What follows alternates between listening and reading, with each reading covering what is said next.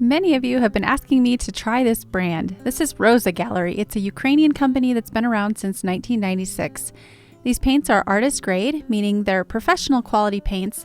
They're made with organic gum arabic and premium finely ground organic and inorganic pigments. Now, the Rosa Gallery website states that they have a high pigment concentration, they're clear and vibrant colors, and have easy dilution and brushing properties. There are lots of different sets available through Amazon, classic sets ranging from 12 to 28 colors, and also some more curated sets like a portrait set, an urban set, and this one, which I purchased, this is the Botanical set of 28 colors.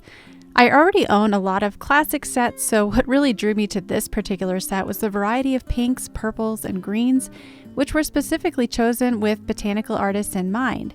I'm not particularly a botanical painter, but I know that if you don't have the right colors, it can be next to impossible to match the perfect reds, pinks, and purples to the flowers or plants that you're trying to paint, especially if you're working with a more limited primary color set.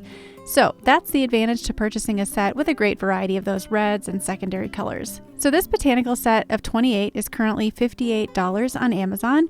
That's just over $2 per 2.5 milliliter pan. Honestly, if these paints are any good, that is a total steal.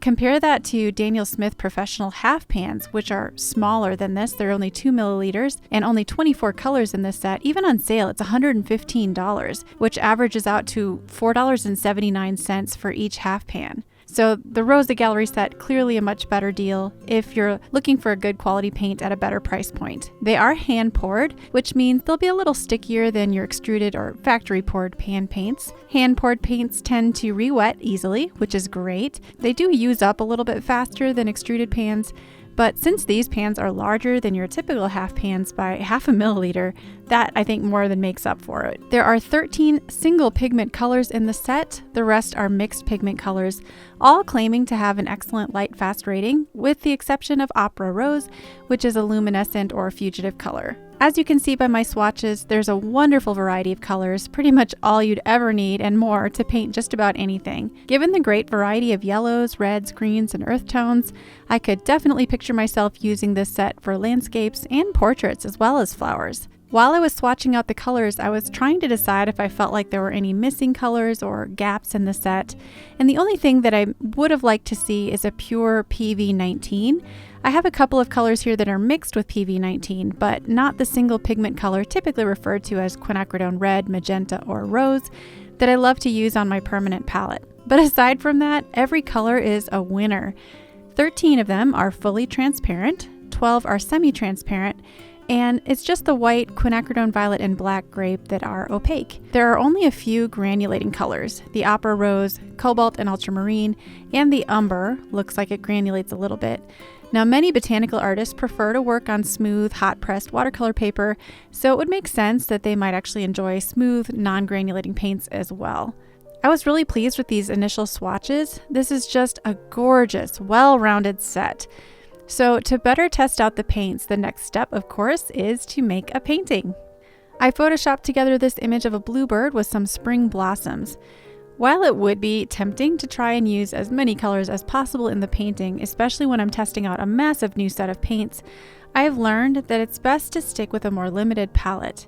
So using my swatch chart that I just created, I decided to use a careful selection of colors from the set and stick with those. No more than 9 or 10 colors. I tested out a couple of colors and decided to use a mix of burnt sienna and flame red, which is a really beautiful reddish orange, perfect for the red breast of our bluebird. You can see the paint spreads really beautifully, really quickly on that puddly, watery surface. I also decided to try out this black grape color. It's a 3-pigment mix, almost like a neutral tint, and it makes the most beautiful, almost violet gray, perfect for the belly and the shadows. Now for my main blue color for the bluebird, I opted with cobalt blue. This is just a classic blue. It's a staple for your palette. It has wonderful granulation, and of course it's lustrous and bright when used straight out of the palette and not diluted. Here on the wings, I used a little bit of the turquoise, another absolutely gorgeous color. It's a mix of phthalo blue and PG7, which is a pure green pigment. The black grape served as a gorgeous black for the eye and beak, and I used some of the burnt sienna for the shadow tones within the wings. I wanted to see how the color re-wets, and you can see that it re-wets very easily. The flame red and the burnt sienna are not staining colors, so they lifted very nicely, and I was able to soften and smooth out the breast of the bird without too much trouble. For the delicate petals of these apple blossoms, I opted for madder rose. I watered it down significantly, so it was just a very light tinted wash for the areas of the white petals that are in the shadow.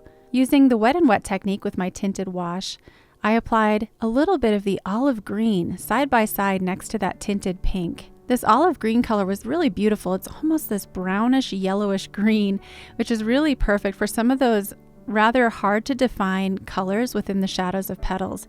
And where it touched right next to the pink, I thought it was just the perfect shadow tone. I also used some watered down black grape, again in the shadows within those petals.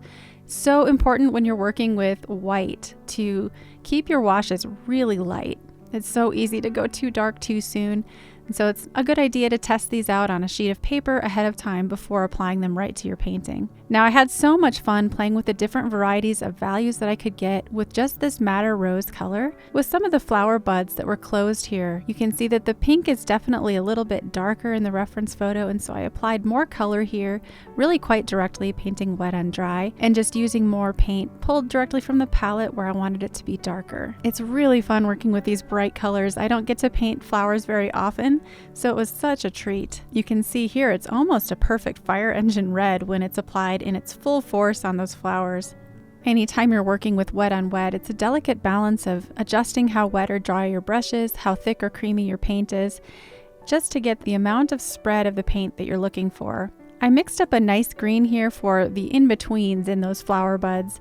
This is just a combination of the olive green with a little bit of the cobalt blue mixed in. Again, I'm trying to stick with that limited palette, not introducing any new or excess colors. As excited as I was about the greens on this palette, it was funny, I actually didn't use any of them. I ended up mixing all of my greens, either mixing them on the palette or using a glazing technique to create the greens. This yellow you see here is cadmium yellow medium, and then I switched to the cadmium yellow light for the stamen in the middle of our big open flower. The differences between the two yellows is quite subtle, but whenever you're using a yellow that you want to glaze over the top to create greens, you want it to be a little bit on the cooler side for the most vibrant greens.